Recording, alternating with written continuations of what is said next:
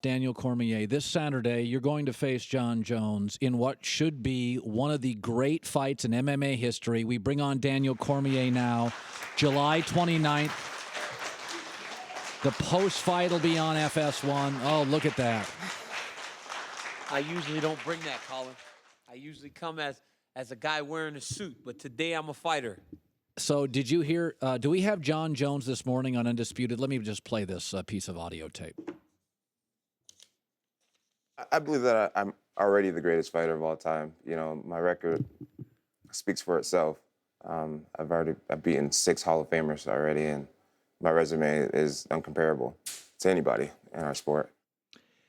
When I say to you, I think Jon Jones is the most, in terms of raw talent, in my opinion, the most raw talent of any MMA fighter. How does that sit with you? It's okay. You know, I've said it before.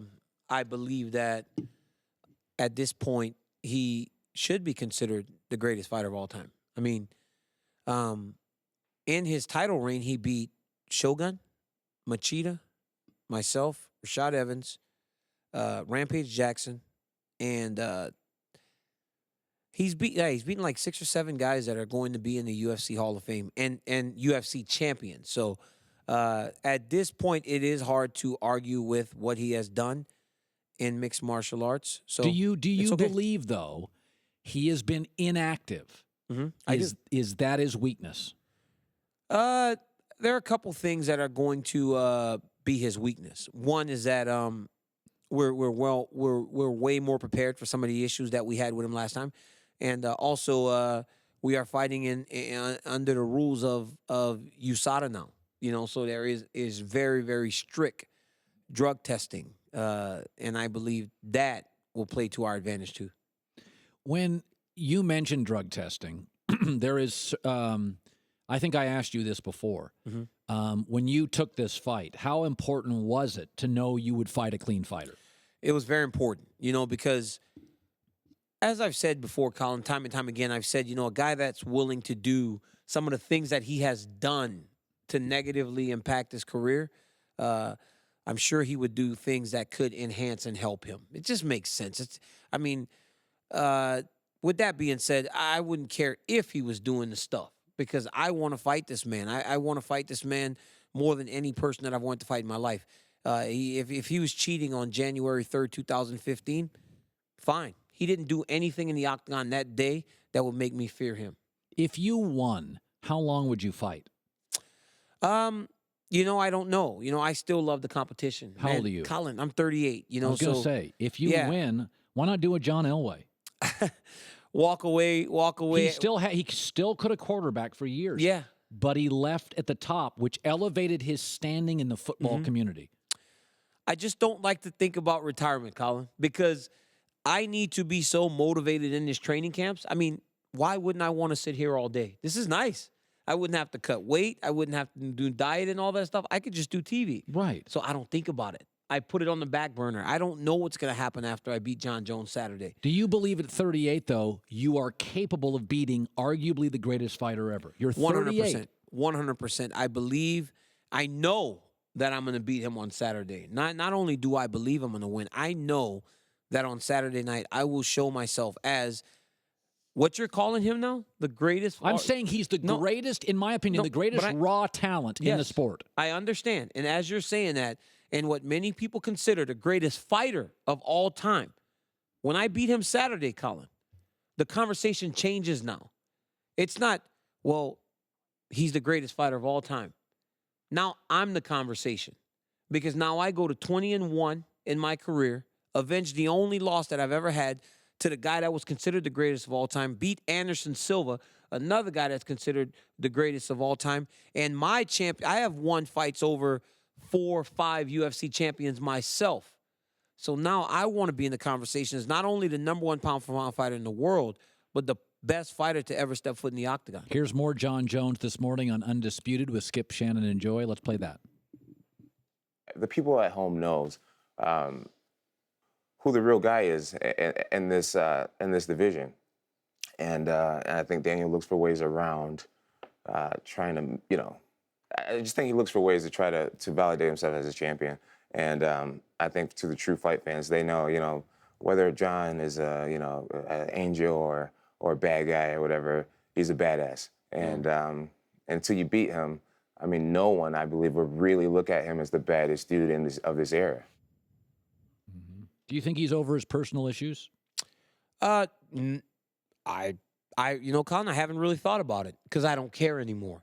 I don't care if he goes and he runs down Sunset Boulevard butt naked. I don't care. Just come to Anaheim on Friday or Saturday. Make sure you're in the octagon on Saturday.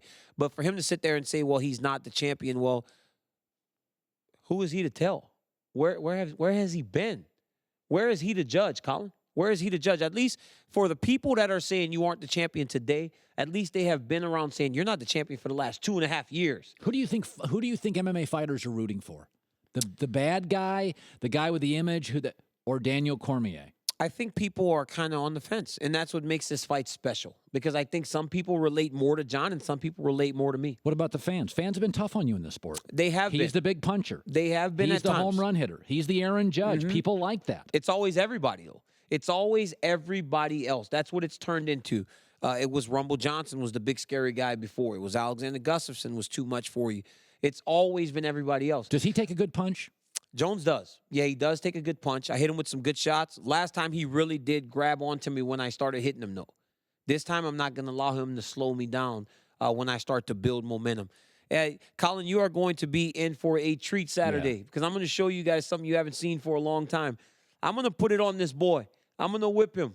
And I'm going to make him realize that those 2.5 years away was a vacation, and he's going to go searching for another 2.5 years. Don't wonder. Hey, his next trouble will be on Sunday because once I whip him, he's going to go find trouble to make sure he's suspended again. Daniel Cormier, Jon Jones, Saturday, Anaheim. Conor McGregor and Floyd Mayweather. Does it bother you that McGregor largely gave up gloves, gave up ring, is letting Mayweather control virtually the entire event? It's really a boxing event with Mayweather, with Conor. I think for something of that nature, you have to give up some stuff. He gave up everything. He had to, though, Colin. Like, how else was this going to happen? Yeah, but what bothers me about this, it feels like Mayweather gave up nothing. McGregor gave up everything. But he didn't, Colin. He didn't, and he didn't have to. Because there's no other place for Conor to make the money that he's going to make than in this fight with Floyd Mayweather. He could fight Canelo Alvarez, and they still would not do the numbers that these two are going to do in a boxing ring. He had to. I wish he did not have to concede so much. But you know what? That's Conor McGregor, man. He's a confident guy. You know it. I don't think he's going to win a round. Let me tell you something, man. There was a guy the other day that put on the internet that he would be willing to bet $100,000 that Conor won rounds, not just one, rounds. So I said, hey, man, let's put some money in escrow because if you're giving away money, I'll take it because I love Conor McGregor.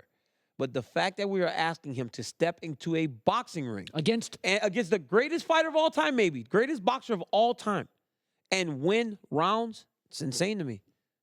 I think it's going to be completely one-sided. I think Conor is so tough that he may stand up for 12 rounds, and in standing up for 12 rounds, he wins. But to win multiple rounds or enough rounds to get a decision, it's crazy. You know how fast Mayweather is. I box dudes and I'm not the boxer Conor is, but I box dudes that have 5, 6 pro fights, and I'm like, man, I am in over my head.